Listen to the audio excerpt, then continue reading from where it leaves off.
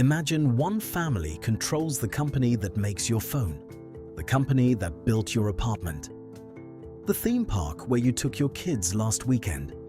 Now imagine that family directly owns surprisingly little of it, under 4%, and controls it all anyway. This isn't a thought experiment, this is South Korea. And the system that makes it possible is called the Chaebol.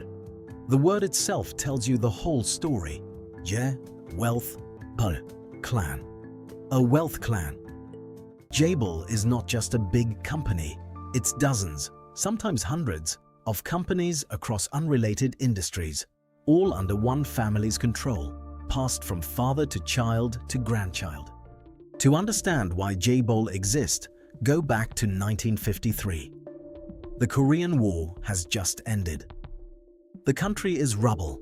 Per capita income is on par with the poorest nations on earth. Through the 1950s, the first fortunes are modest ones, trading companies living on imported sugar, flour, and cotton. The real transformation begins in the 1960s. A new military government under Chung-hee takes control of the country's banks, and with them, every meaningful loan in the economy. Then it makes a radical bet. Instead of spreading capital across thousands of small businesses, the state channels cheap credit, licenses, and protection from foreign competition into a handful of chosen founders. In exchange, one non-negotiable demand: build heavy industry and export it. Hit your targets, get more credit. Miss them, lose everything. The founders who took that deal, a trader named Lee Byung-chol who had started out in rice, and a construction boss named Jung Joo-young, turned Samsung and Hyundai into giants. And it worked. Korea went from one of the poorest countries in the world to a G20 economy in a single generation. They call it the miracle on the Han River, and it's such a big story we're giving it its own video. But the bet reshaped the country in ways that still define it today. The companies that built the country never stopped growing, and the families stayed at the center of them. So here's the puzzle at the heart of it all. How do these families keep control of empires worth hundreds of billions of dollars while owning surprisingly little of the shares? Korea's government measures this every single year. As of 2025, across the 81 family-led business groups it tracks, the founding families combined directly own 3.7% of the shares. 3.7. And that number has barely moved in 5 years. Here's how the trick works. Take Samsung and watch the layers. The Lee family holds about a third of one company, Samsung C&T. Keep your eye on it. C&T holds 5% of Samsung Electronics and 19% of Samsung Life. Samsung Life holds another 8.5% of electronics. Stack the layers and the family sits on top of the crown jewel of the entire Korean economy, while personally holding under 5% of it. A pyramid, a small stake at the very top, commanding everything below. Now zoom out. Because every group runs some version of this, affiliates holding affiliates, layer upon layer, until companies inside a group hold about 56% of the group's own shares.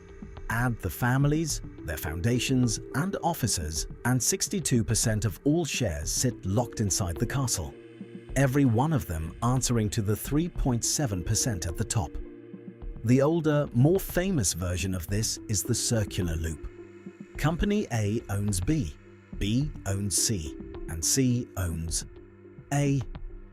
Control with no beginning and no end. Regulators have pushed groups to unwind these for years, and it's working. Most of the biggest groups have dissolved theirs. But when a mid-sized food conglomerate called Sajo came under the disclosure regime in 2025, it was still holding over 1,200 circular loops.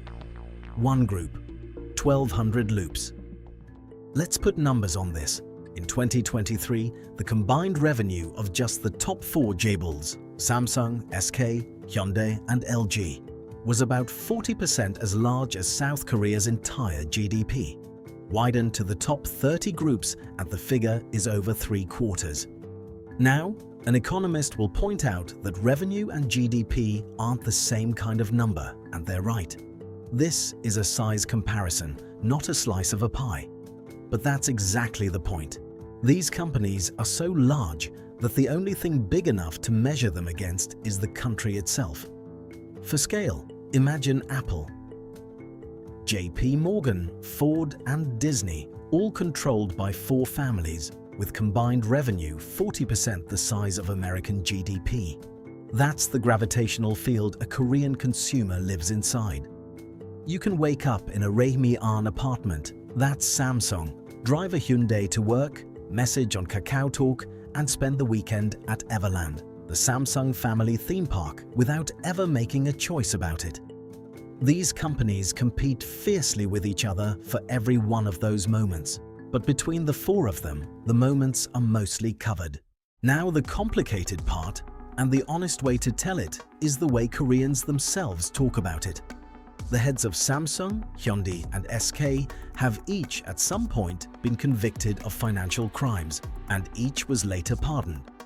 Samsung's late chairman was pardoned twice.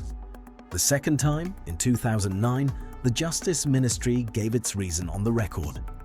Korea was bidding for the Winter Olympics, and it wanted him back at the International Olympic Committee. He returned to the committee, he lobbied, and in 2011, Pyeongchang won the Games. These pardons came from presidents on the left and the right across 2 decades. Every administration, whatever its politics, faced the same dilemma. When a handful of companies generate this much of the country's output, the nation's fortunes and these families' fortunes are genuinely hard to separate. Different presidents, different parties, and they kept resolving that dilemma the same way. Ordinary Koreans have a whole vocabulary for what this feels like, a spoon for every rung of the ladder. 금수저, gold spoon, born into wealth. 흙수저, dirt spoon, born without it. Chaebol, families. For them, even gold isn't enough. Koreans call them 다이아 수저, diamond spoons, a tier so far above the ladder it barely counts as the same game. The implication stings. Your starting point matters more than your effort. When young Koreans talk about the Chaebol system, this is the language they reach for. And if you watch K-dramas, you already know this world. You just may not have had the word for it. The cold Chaebol air, the family succession war, the marriage arranged like a merger. That's not a screenwriting cliché, it's this system dramatized. One of Korea's biggest television hits of the past decade, Chaebol집 막내 아들, in English, Reborn Rich, began as a web novel and became a national phenomenon. A revenge fantasy about being reborn inside one of these dynasties, with an entire country watching and understanding every reference. Korean audiences didn't need the system explained. Now you don't either. And the system nearly killed the country once. In 1997, Chaebols so loaded with debt they were considered uncollapsible started collapsing and took the entire economy to the edge with them. DU, the second largest of them all, simply ceased to exist. Those are 2 separate videos coming on this channel, and they're wilder than anything fiction would dare. But here's the thing to hold on to, because Koreans hold it too. The same system that concentrated this much power is the system that built a global economy out of post-war rubble in a single generation. The miracle and the mess share a blueprint. You cannot understand one without the other, and on this channel, we're not going to pretend you can. Here's the part most viewers outside Korea miss. You don't have to care about Korea to already be inside this system. Look at the device you're watching this on. The memory chips inside it, the hardware that lets it think, very likely came from Samsung or SK Hynix, 2 companies that together produce around 70% of the world's DRAM.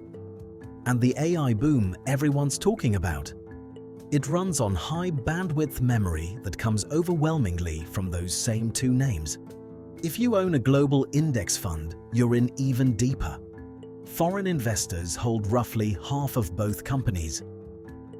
The Chaebol system isn't a Korean curiosity, It's load-bearing infrastructure for the global economy, and almost nobody outside Korea understands how it actually works. Because here's the thing, the Chaebol story isn't finished. New empires are forming right now. A chat app called Kakao became one of Korea's largest conglomerates in barely a decade. And Coupang, the company Wall Street calls the Amazon of Korea, incorporated in America but Korean to its bones, is right now at the center of a fight between two governments. That one's next. How Coupang actually makes money and why it's suddenly the most geopolitically interesting retailer on earth. Subscribe for the business stories that never get translated. See you there.